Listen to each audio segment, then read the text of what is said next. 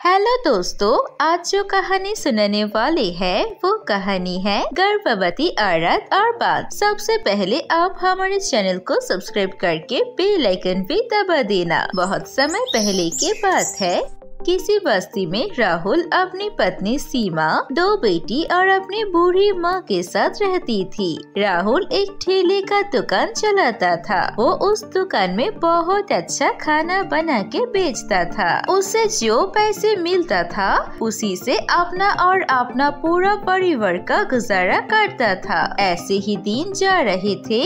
राहुल और सीमा ने पसंद करके शादी की थी और इस शादी में राहुल की माँ की कोई इजाजत नहीं थी। इसीलिए राहुल की माँ सीमा को पसंद नहीं करती थी और न ही उनके दोनों बेटियों को। एक दिन वो सभी खाना खाने बैठे थे, तभी राहुल की माँ खाना खाते हुए बोलती है, अरे ये कैसा खाना बनाया है? ऐसा खाना बना के तू मेरी बेटे के साथ दुकान खुलेगी और क्या करेगी वहाँ पर? ये कोई खाना है क्या?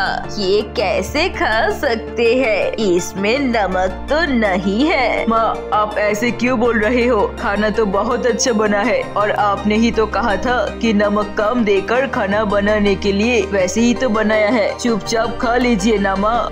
पूरे बस्ती में बारिश हो रही थी, तभी उसकी दोनों बेटियां स्कूल से भीग के लौटती है और ये देखकर राहुल की बूढ़ी माँ और भी ज्यादा गुस्सा करती है और बोलती है, अरे क्या कर दिया ये सब? पूरा घर को गंदा कर दिया।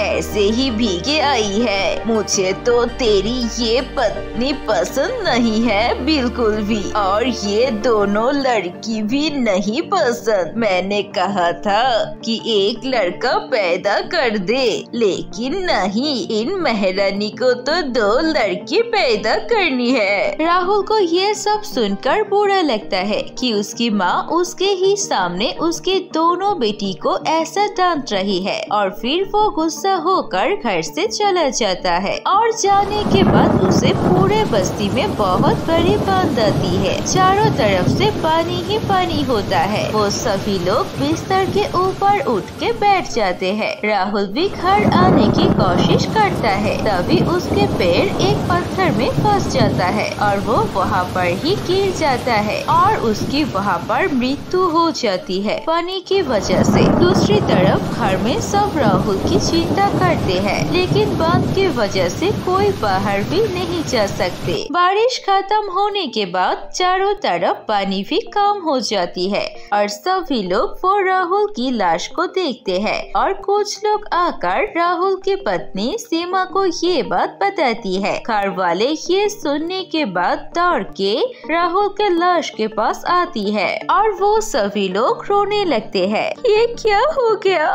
हमारे साथ अब क्या होगा? अब हमें ऐसे छोड़ के क्यों चला गया? अब राहुल की माँ भी बहुत ज्यादा उदास होती है, क्योंकि इस घर में सिर्फ कमाने वाला वही था। और फिर कुछ दिन बीत जाते हैं। अब सीमा के जिंदगी में और भी ज्यादा मुश्किल थी, क्योंकि उसकी सास उसे और भी ज्यादा तंग करती थी। बात बात पर कहती थी कि उसकी वजह से उसका बेटा मर गया है और सारा घर की जिम्मेदारी भी सीमा को ही चलाना पड़ता था।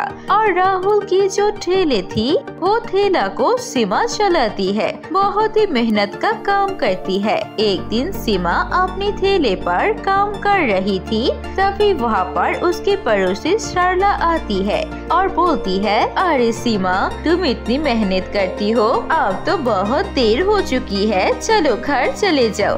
और तुम्हारी सास तुम्हें इतना काम करवाती है, वो खुद कोई मदद क्यों नहीं करती है? आप और मत पूछिए, मेरे सास मुझे पसंद नहीं करती है, नहीं मेरी बेटियों को, इसीलिए मुझसे बहुत ज्यादा काम करवाती है। अब तो मैं पेट से भी हूँ, उन्हें बताया भी है, लेकिन फिर भी मुझसे इतना काम करवाती है।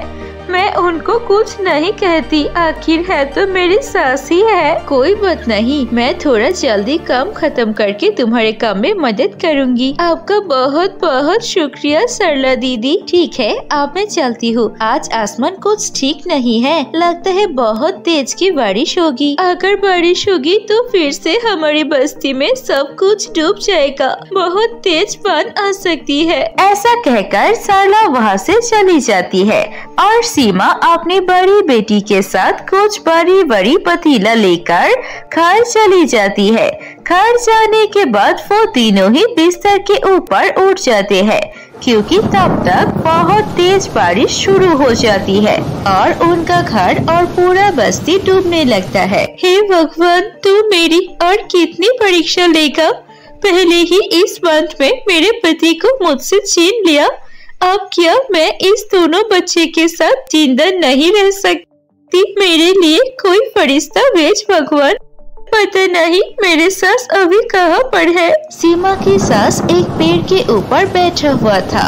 उस बस्ती पर कुछ पुलिस वाले आते हैं लोगों को बचाकर कैंप ले जाने के लिए। अरे बेटा, इस बूढ़ी औरत को कोई बचाओ, मैं इस पेड़ में हूँ। वो पुलिस वाला उस बूढ़ी औरत सीमा की सास को बचाती है और उसे पूछती है, अम्मा जी, क्या इस बस्ती में और कोई है जिन्हें मदद की जरूरत हो? सीमा की सास जानती थी बहुत अच्छे से कि सीमा और उसके दोनों बच्चे उनके घर में अटकी हुई है, लेकिन वो बोलती है, नहीं बेटा, इस बस्ती में सिर्फ मैं ही बची थी। अब तुम लोग मुझे जल्दी से किनारे पर लेकर चलो, यहाँ पर कोई नहीं है। सीमा की सास उन दोनों पुलिस वालों के साथ स्पीड बोट पर बैठ के जाने लगते हैं। तभी सीमा भी उन्हें देखती है। वो पुकारने की कोशिश करती है, लेकिन वो तब तक बहुत दूर चले गए थे, इसीलिए उन्हें कुछ सुनाई नहीं देता। सीमा हिम्मत नहीं हारती है। वो एक बड़ा सा पतीले में अपने दोनों बेटी और खुद बैठकर एक चम्मच लेकर उस नाव की तरफ चलाकर चलने लगती है और फिर उस बांध के पानी में बहने लगते हैं वो सब। कुछ दूर जाने के बाद सीमा की सास जिस पुलिस वाले के साथ जा रही थी वो स्पीड बोट डूब जाती है। वो दोनों पुलिस वाला तैर के पार हो जाता है, लेकिन वो बूढ़ी सीमा की सास वहीं रुक जाती है और डूबने वाली होती है। तभी सीमा वहाँ पर अपनी सास को देख लेती है और बचाने के लिए आ जाती है। अरे माँ जी, आप पानी में क्यों हो? क्या कर रही हो? चलो चलो, जल्दी से चलो, हमारे साथ चलो, हम आपको लेकर चलते हैं। और फिर वो उसे भी उस बड़ी से पतीले में उठा लेता है और सब लोग मिलकर बहुत ही मुश्किल से किनारे तक पहुँच जाते हैं। उस कैंप पर डॉक्टर मौजूद थी।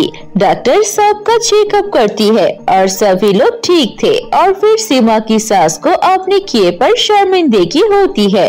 वो बोलती है, बहू, मुझे माफ कर दो, मैं तुझे और तेरी बेटियों को कभी नहीं अपनाया, लेकिन फिर भी तूने मेरी जान बचाई। आज तो मैं तुम तीनों को मरने के लिए छोड़ दिया था उस बस्ती पर, लेकिन फिर भी तुम लोगों ने मुझे माफ कर दिया। मुझे माफ कर दे। आज से मैं ऐसा कभी नहीं करूँगी।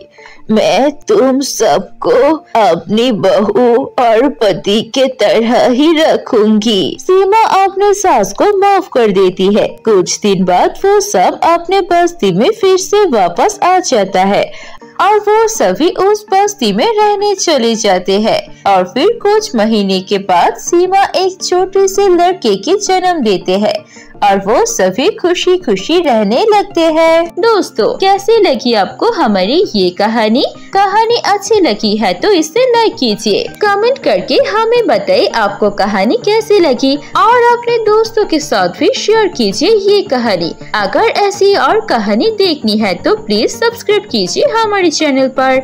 हम ऐसे मजेदार कहानियाँ और लाएंगे। धन्यवाद।